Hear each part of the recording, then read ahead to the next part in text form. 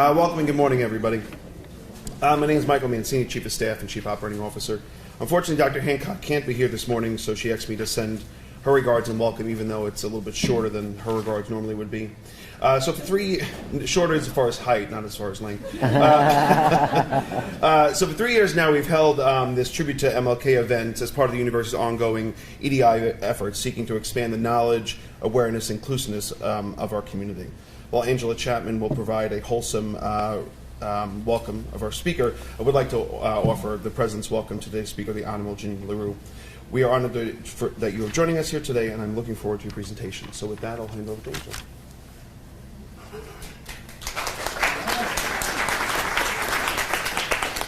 Good morning, everyone. My name is Angela Chapman. I manage the events and special projects here at Thomas Edison State University. I also co-chair the DEI Council for the events, so I do co-chair with Regina Fitzpatrick from the New Jersey State Library. The Thomas Edison State New Jersey we act as a safe place to generate dialogue and engagement around diversity, equity, and inclusion among the members of the university and state library community. I have the pleasure of introducing this year's speaker. Janine Frisbee LaRue has spent almost 5 decades in both the public and private sectors. She's an educator, a lobbyist, a policymaker, and a thought leader. Her motto is, there are only 2 days in a person's life that matter, the day you were born and the day you know. Her why has been service and making a difference in this society. Janine's career began as a high school English school teacher and adjunct communications professor at Penns Grove High and Glassboro State College, now Rowan University, respectively. It was there in these 2 venues that she fell in love with social justice, which led her to being hired as the lobbyist for the New Jersey Education Association, the largest public school employee union in the state. Janine remained at NJEA for a decade until being appointed to the Casino Control Commission by the late former Governor Jim Florio. She used that statewide platform as a bully pulpit to shine the light on the need for job opportunities and community development for the residents of Atlantic City, along with the casino industry wanted. Janine personally developed life skills programs in Atlantic City neighborhoods with the assistance with community leaders who served on a volunteer basis. In 1992, Janine founded the first ever statewide women's summit that attracted more than 550 women and men over a 3-day period, whose sole agenda was to address improving the lives of women in New Jersey. Over time, that event was morphed into the governor's statewide women's conference, attracting almost 3,000 women and men that existed for 20 years. Janine's career has spanned the gamut of being a top executive at Robert Wood J. Barnabas Health, Deputy Chief of Staff for Governor John Corzine, and Senior VP of Public Affairs at Rutgers University. She has served on 2 college boards of trustees, Camden County College and Essex County College. One of the staples of Janine's public service was representing residents in Winslow Township. In 1979, Janine became the first woman, first minority, and youngest person at the time elected to public office since she remained elected. On both the school board and township for over 12 years. She fought for fair special education and gifted talented programs for children and the hiring of women in the police department, the unionization of municipal employees, and for a better equality for life residents in Ward 3, her personal residential area. Janine has spent the last 12 years as a lobbyist with the Kaufman Zeta Group, the 4th largest lobbying firm in the state. She produces the very popular podcast, La Rulas Cafe, that live stream on several social media platforms. Janine serves on a myriad of charitable boards and chairs the Garden State Equality Fund, the LGBTQIA organization representing more than 100,000 persons statewide. She also chairs Greater Zion AME Church, Community Development Corporation, Board of Trustees, and is a founder member of the Rowan University Black Alumni Network. She's also been recognized by more than 70 private, charitable, and corporate organizations and appears regularly on almost every prestigious 100 most influential list in state. Janine is also a proud mother of 2 children, Sam and Renee, and a grandmother to 5. Please help me welcome the Honorable Janine Frisbee LaRue. Thanks, Angela. I want you to know, thank you, Angela, and I'm so sorry that President Hancock can't be with us, but I know she's here in spirit. When I listen to the chief of staff talking about a little shorter than usual, I can identify with that. So I want to start out with saying I am standing up, and there we go.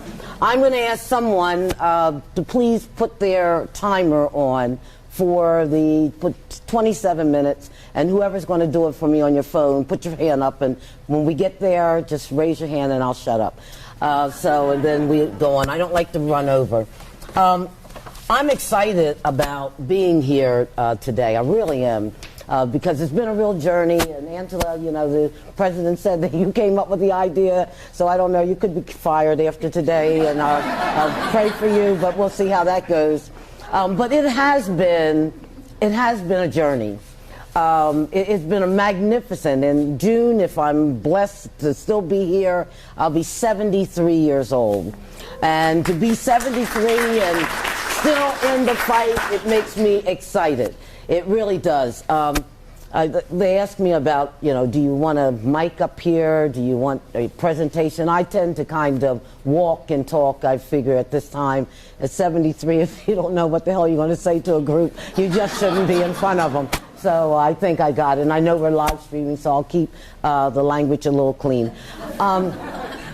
So I started in this business of politics and policy and education many, many, many years ago in the 70s.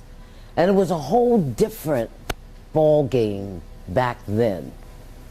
You know, over the last 4 days, it's been really magnificent. You know, twice a year, folks all across the country gather and begin to talk about issues of social justice, equality, inclusion. You know, we only do it twice a year. We do it for the King holiday, and then we get the shortest month of the year, February, to talk about black issues. And, you know, we take that, but I've taken it all very seriously. I do it 12 months a year in a whole variety of ways. And I'm hoping that when I'm done with my 27 minutes and you get a chance to do your questions, I'm really hoping that you will walk out of here thinking about some ways that you can do things a little differently. I started as an English teacher. That was not the goal that I wanted. I really wanted to be a concert pianist. But at 17 years old, and my senior year in high school, I was raised by a preacher mom, and my dad was the head deacon in the church. And I was a pianist for the church, played for a lot of choirs, but I was also a classical pianist. And at 17 years old, in my senior year, in fact, the anniversary's coming up, February 12th, Abraham Lincoln's birthday, I was raped by a friend of the family as a virgin, 17 years old. And out of that dark moment, I found out that I had been impregnated. And I was suicidal. I just felt my life was over. All of the things I'd worked with, I had taken music lessons for 12 years and had 6 recitals.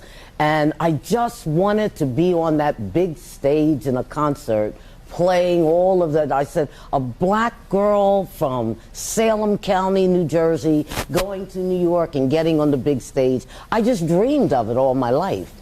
So I had to revisit my goals, because now my mom, you know, a minister at the time, she wouldn't be real proud of me today if she was still living, because she was like, if you have an abortion, you're going to die, you're going to burn in hell forever. And I'm like, okay, you know, but now I am very pro-choice, and I am proud to say that I was the lead lobbyist last year for the Reproductive Freedom Act for Women, and that was a major thing.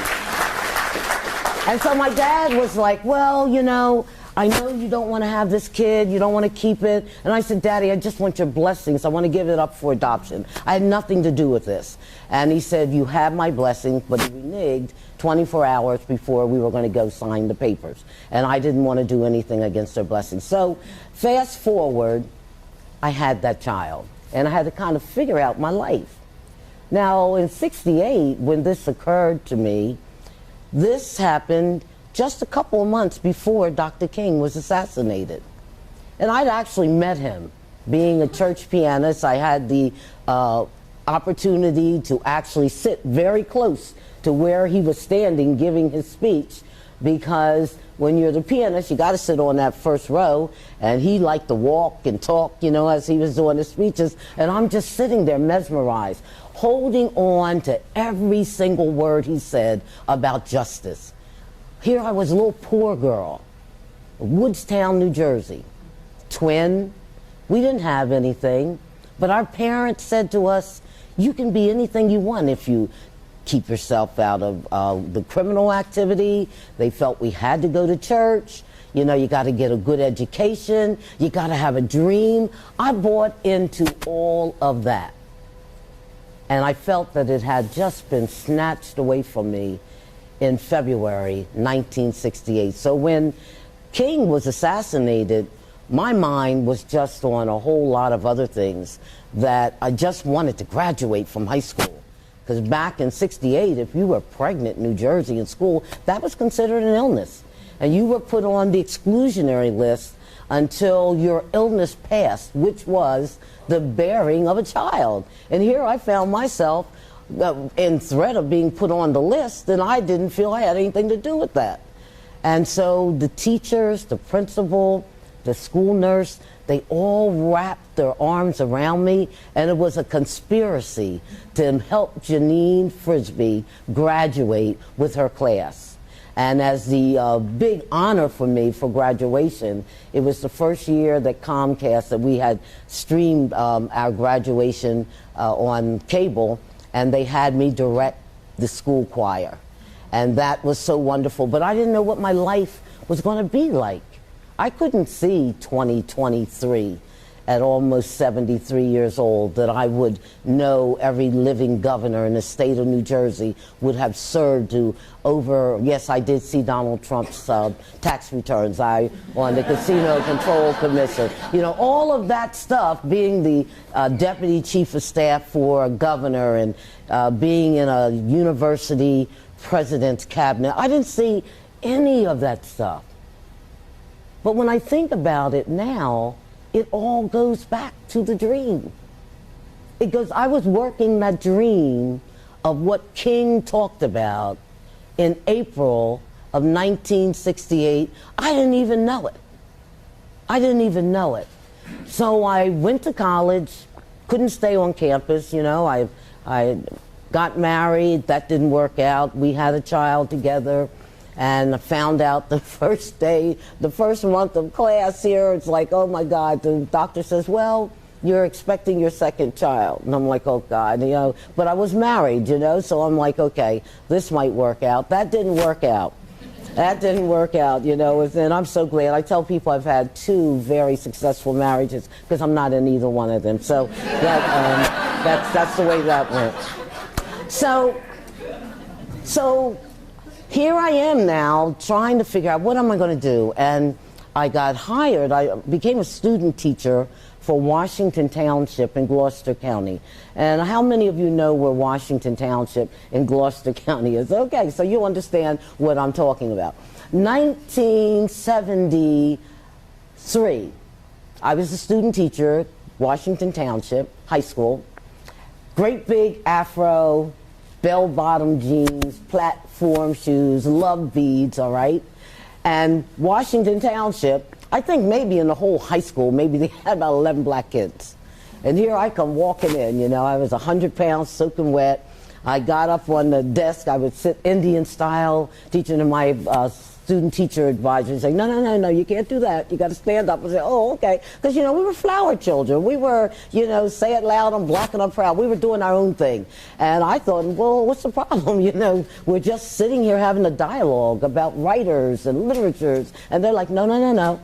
Well, toward the end of my student teaching, because of the protest and all of the, we need representation all over, I was offered a job, a teaching job, Washington Township High School, English, to teach mostly at that time Italians in Washington Township, to teach their children the King's English. Who would have thought that, you know? So I didn't take that particular job. I applied for 3 teaching jobs and got all 3 of them. But I didn't understand, now we call it DEI. I didn't understand what was really happening back then. Why was I getting all these jobs, you know? I didn't realize I was a commodity.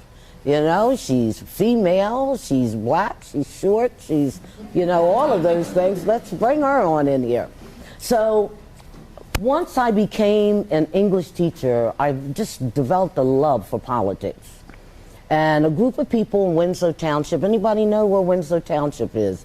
Oh, good, okay, we're cooking now, you know, Winslow Township. So 1979, a group of Italian men got together and said, you know, it's time that we shake things up a little bit.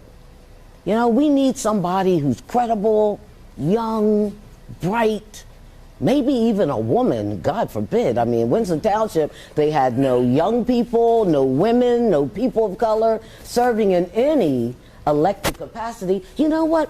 That woman, LaRue, with that great big hairdo, she might want to run for school board.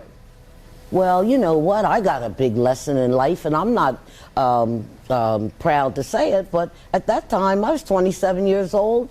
I hadn't even registered to vote because we want to bust open the establishment from the outside. We weren't going to do all that kind of, you know, voting and Big Brother and all. I'm like, how crazy was that? All the folks who died for me to have that right to vote. And we were deciding we weren't going to register to vote. So they said to me, look, if you're going to run for a public office, you got to be a registered voter. And I'm like, what? You know, is that constitutional? You got to make me registered? Yeah, if you're going to run, you got to be registered to vote.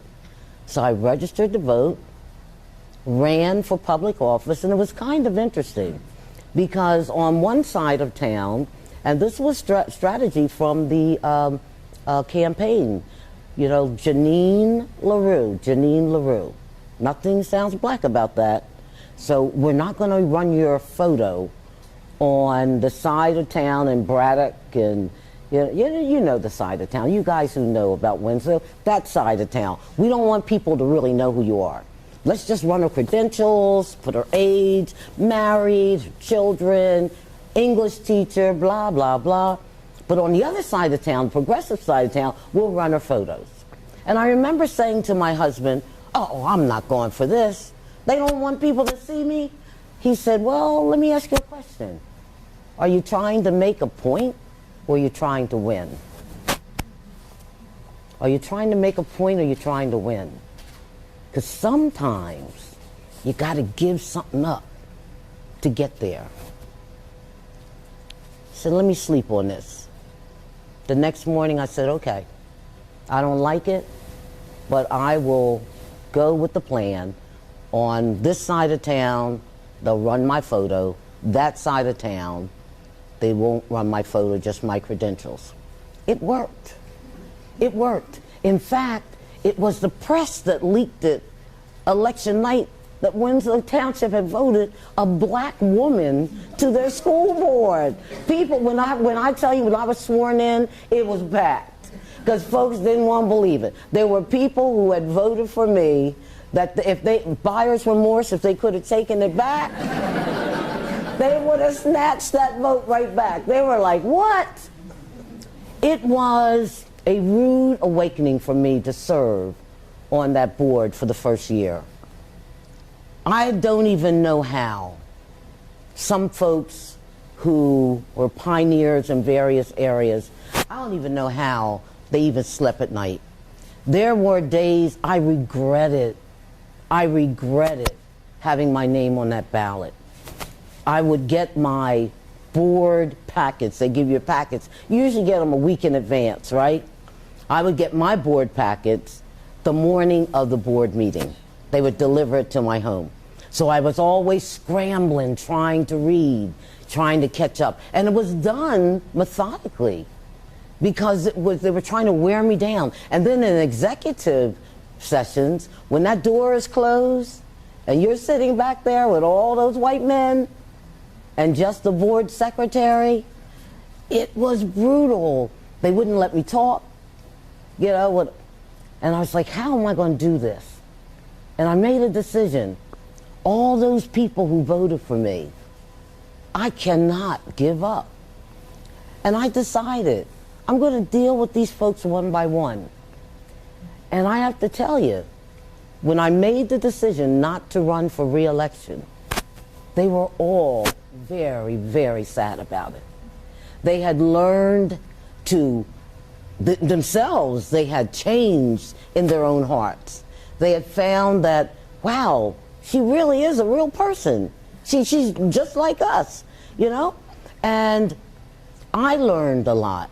I learned that every single meeting, I couldn't walk in just wearing it on my sleeve.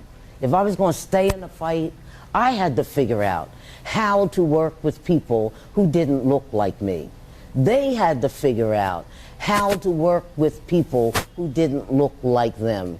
And I go back to Winslow Township now, and I tell you, it's still, there are some people who are so still asleep and not woke. They think I'm still in some form of government in Winslow. I haven't lived there in over 30 years. I'm like, no, I went back to a big festival this summer. And they're saying, what are you doing here now? And I'm like, I don't live here now. I've been living in Trenton for years.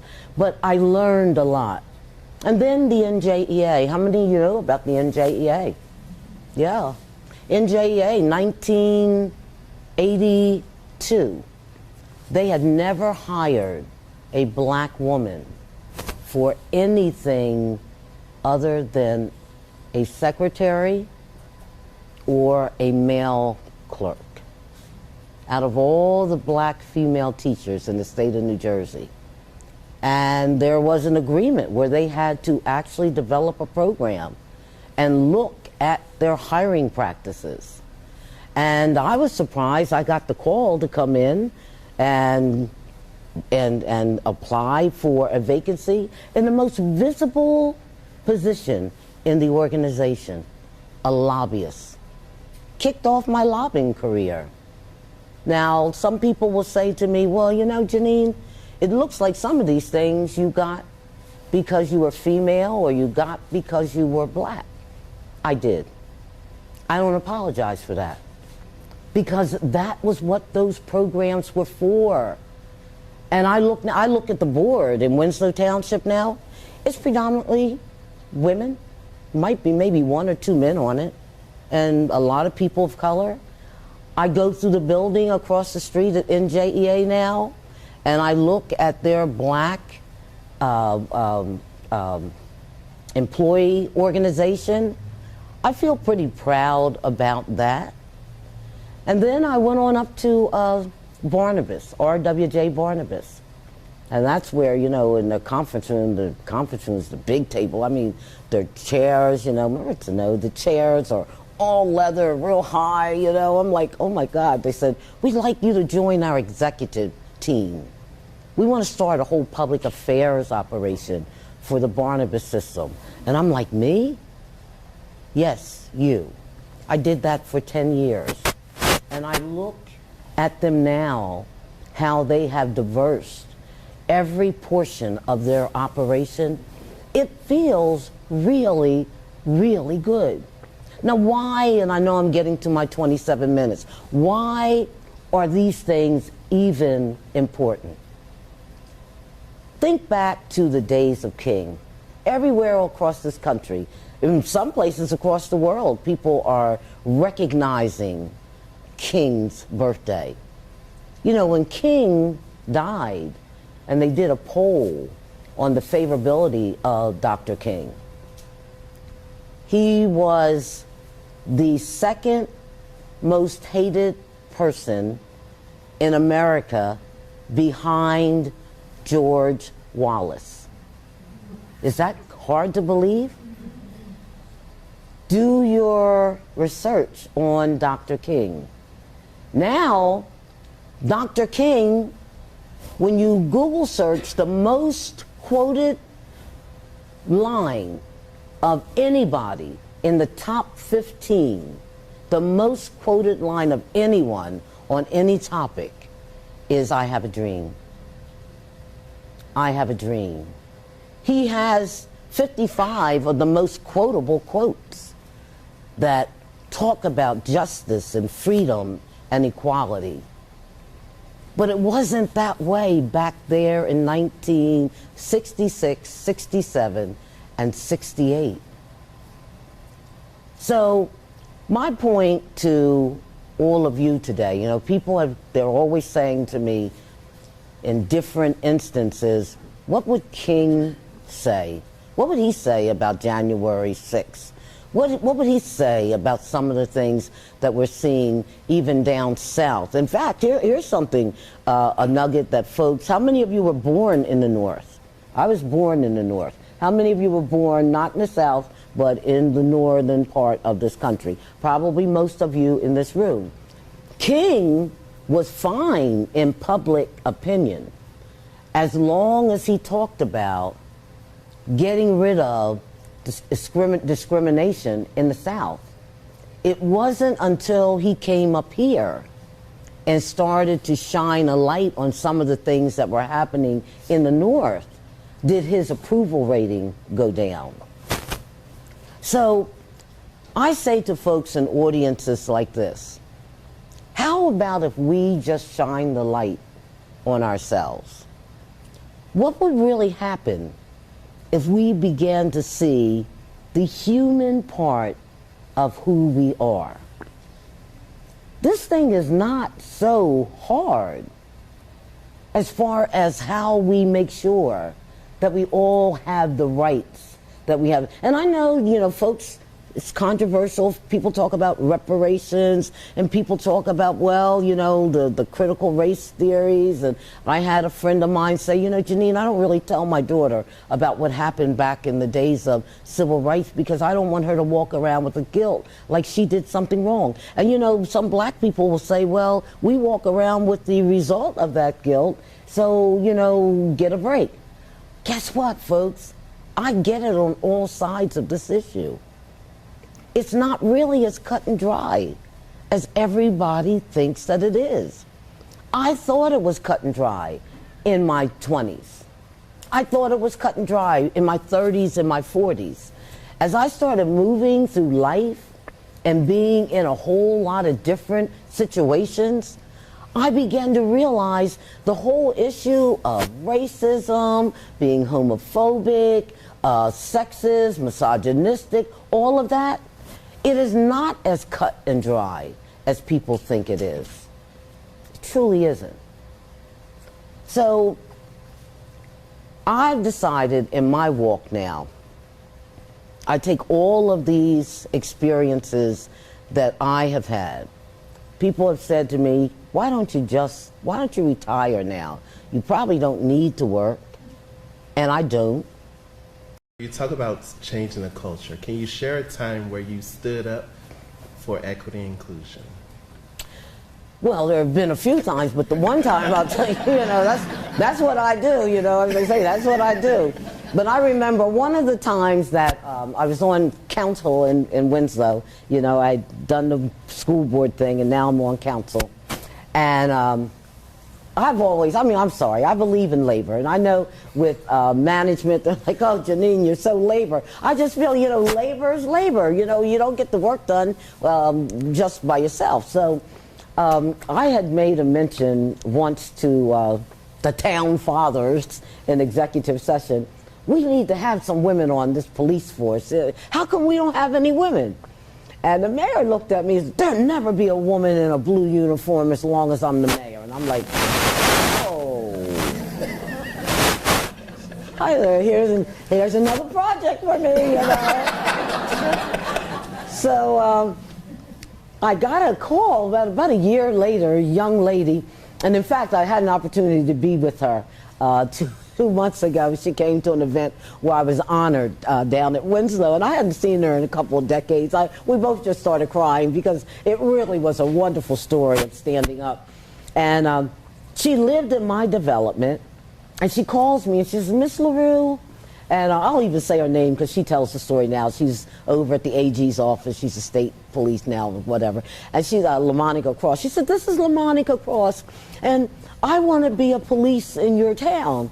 And I said, oh, well, apply. Well, they did apply. And they said that I passed the aptitude, and I passed the aptitude and the physical, but she couldn't pass the psychological. And I said, oh, so I'm thinking, what's wrong with this young lady, you know? She can't pass the and so she said, well, they won't tell me why I failed. And I said, oh, so she said, can I come over? I want to share something with you. And she came over to my home, and she had a little, remember, a little cassette player? She had a little cassette player. And she had called the psychologist who failed her on the exam. And she put the cassette in the middle of the table, and I'm listening to this conversation. I couldn't believe it. He's saying, well, you're such a nice little girl. Why don't you go into computers? I mean, why do you want to be a police? And she's like, I just want to know why I failed. Well, he couldn't tell her why she failed. So she said, well, I don't know what to do. I said, can I have that? And she said, yes, I promise I won't tamper with it. I just need it for a meeting. I go into my council executive session. And I say to the chief, I said, there's a young lady who keeps twice she's applied, and she can't get through the system. He said, well, there must be something wrong. I said, there is. I said, she's passed I said, she has black belt karate. She's passed the aptitude. She can't pass the psychological. Well, we don't need people who aren't psychologically well. I said, well, I want you to hear something. And I put it in the middle of the table. And the guys were like, what the? And I said, I told her to sue us.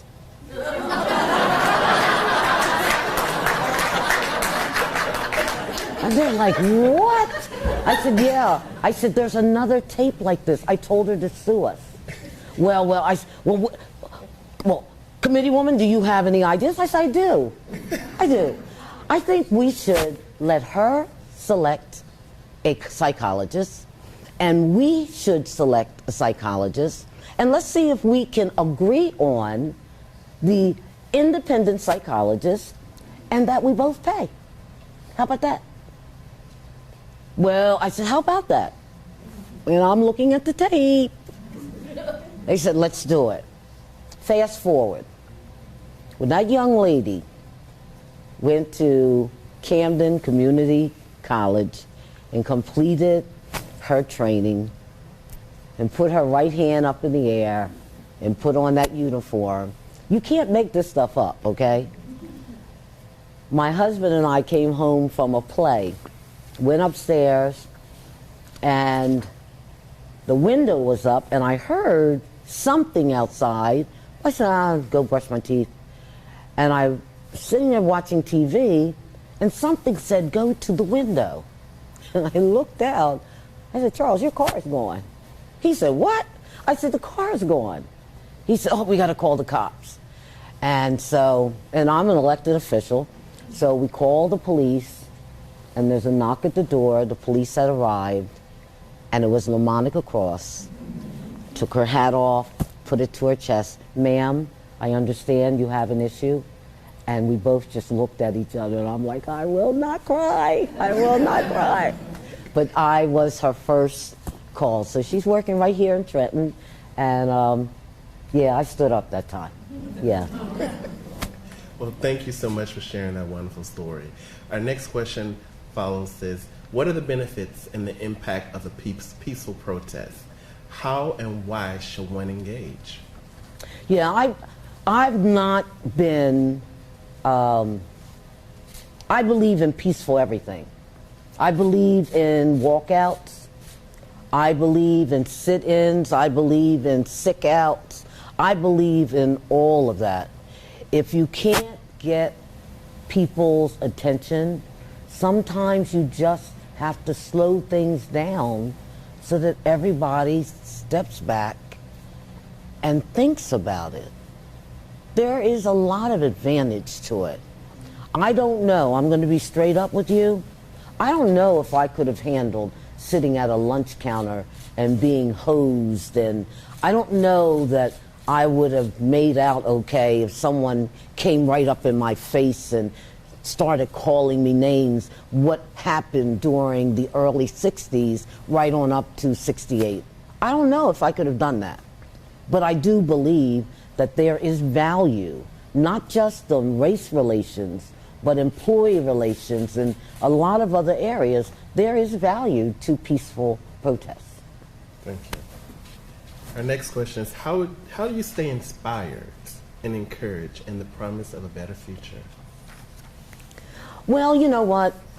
I've had a very interesting life of joy and tragedy, and I said to folks, and I say it a lot of times, I don't look like what I've been through. If I really look like what I've been through, you would say, why in the world did they bring this woman to be in front of us? And it's not hard luck story or wanting sympathy, but I will just tell you, I mean, in 1988, in 1 year, I buried both of my stepsons.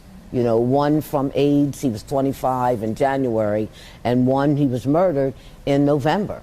That was a tough year. I have buried 3 siblings. My partner of 22 years died in the middle of the pandemic. I watched her take her last breath on FaceTime.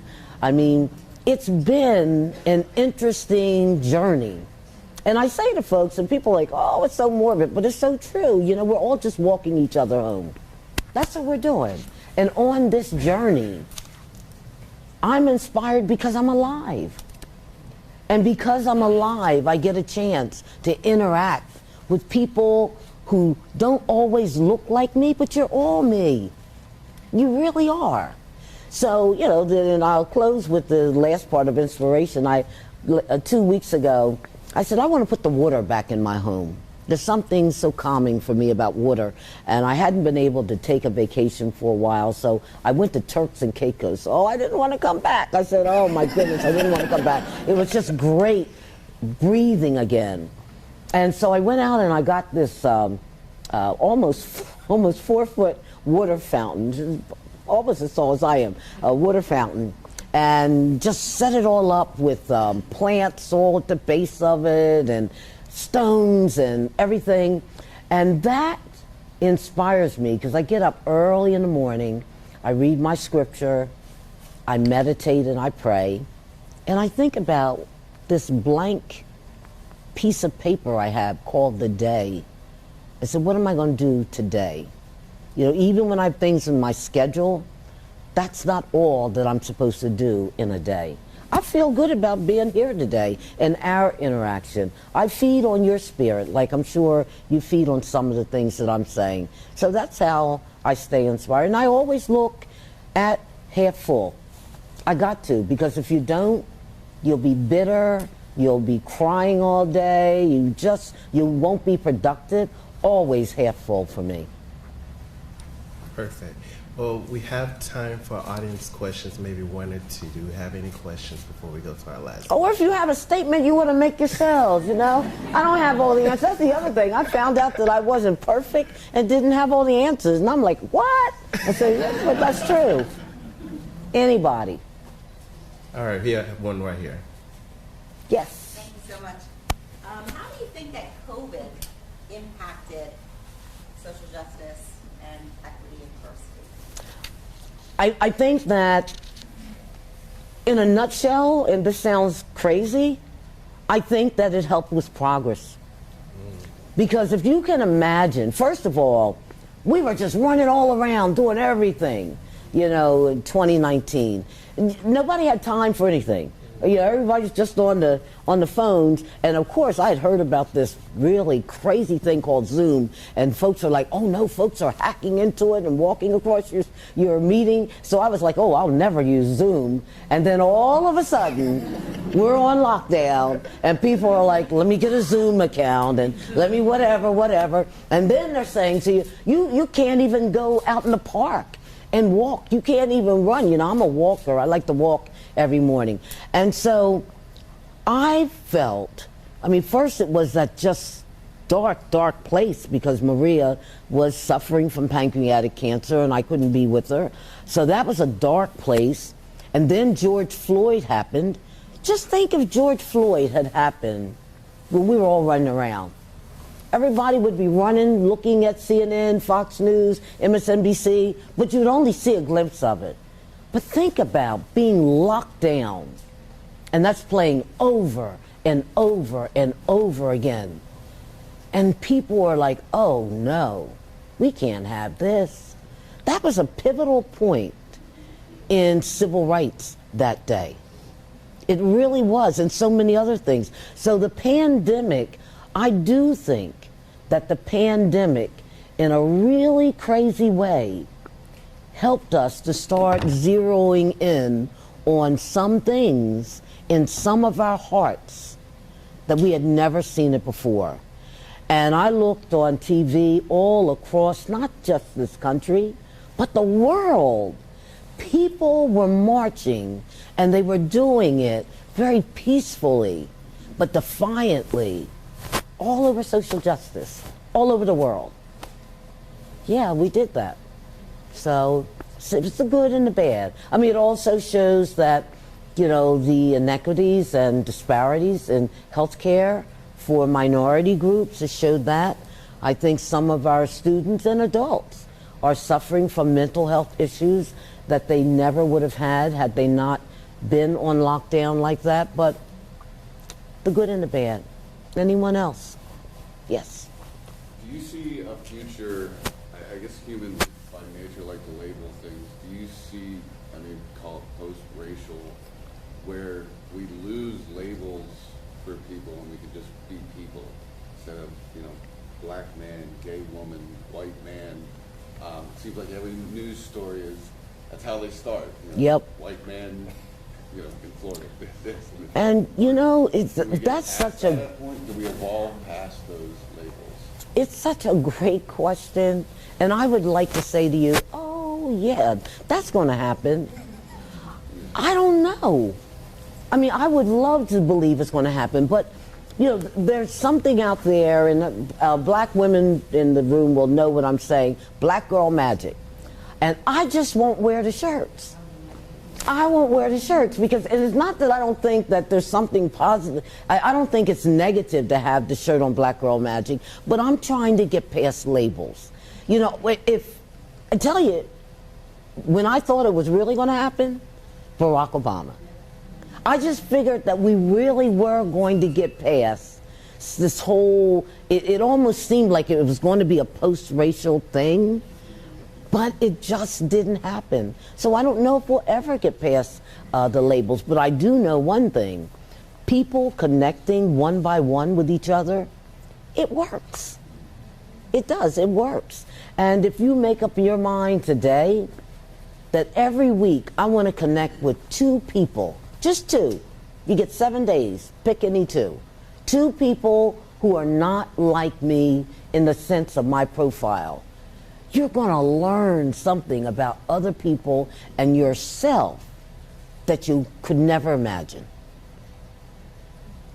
I wish I had a yes or no, but I told you I'm not the smartest light in the room. Sir? Along those lines with the labels, like Martina Navratilova was giving a speech one time, and she said, "Hi, I'm Martina Navratilova.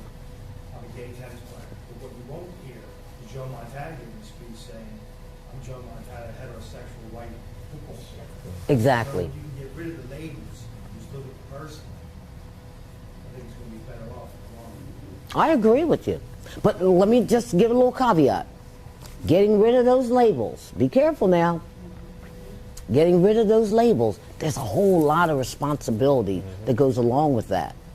Because when you get rid of labels, because I say to some of my friends, and at first, you know, when people would hear me say it, they were like, "Oh, Janine, I can't believe you said that." And they have all, one by one, come back to me and say, "I get it."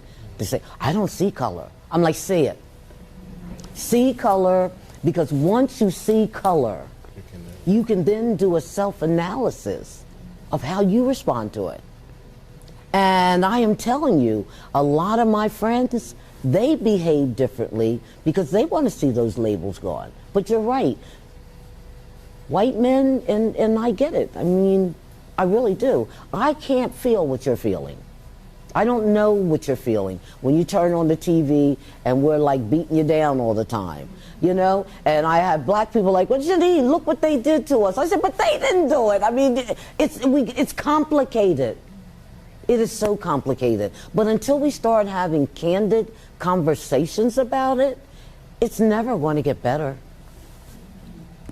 So we're at time for our final question. And so for our final question, Janine, We'll appreciate all that you've given to us in today. And Thank you. living these 73 years, my final question for you is, what words of wisdom do you have for the people in this audience to be able to continue to live and support the legacy of Dr. King? Can I just deviate for 1 second? Go ahead. Because she had her hand up at the same time. I just, I'm trying to be fair. Go ahead. And then I have a... Thank you for your statement that we're all just walking each other home. I found that to be very profound, and I will keep that with you. Wow. So thank you. Absolutely, absolutely. Ram Dass, look him up, get that book. When you do, you will live every day of your life so differently, and you won't be afraid of the tunnel or wherever seeing the light, You'll just keep walking. Just keep walking. And the words of wisdom that I would like to leave, thank you for that. Yes. All right? Because you had the mic, and I thank you for that. The words of wisdom that I would like to leave with you is don't just do this for MLK. When I saw the numbers, how many of you had said, yes, I'm coming, and then there's some people who are watching this virtually. I'm like, wow, folks are really serious about this. I don't know if they want a break for an hour from the job. What the heck happened? Whatever it is, you're here. Don't just do this once a year or for Black History Month or Latino, Hispanic History Month and all of that. Live this. Because when you do, I live life so authentically. There are days I walk into, right? Angela, there are days I walk into the office, I got on a St. John suit. Yeah, me. There are days I walk into the office, I have on my leggings and, because I love hoodies and I am a sneakerhead. I have 45 pairs of sneakers. I love sneakers, love them. And then there are days I show up like this. Live authentically. And when you do, and you don't just do this for Martin Luther King Day or Black History Month or Kwanzaa or whatever, you will find out that you will be so enriched. And not just white people. I'm talking to all of you. Thank you. Thank you.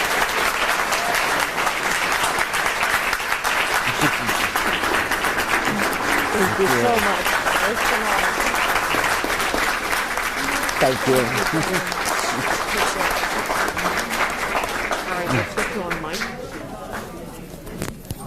Thank you so much, everyone, for joining us here in person on campus as well as virtually.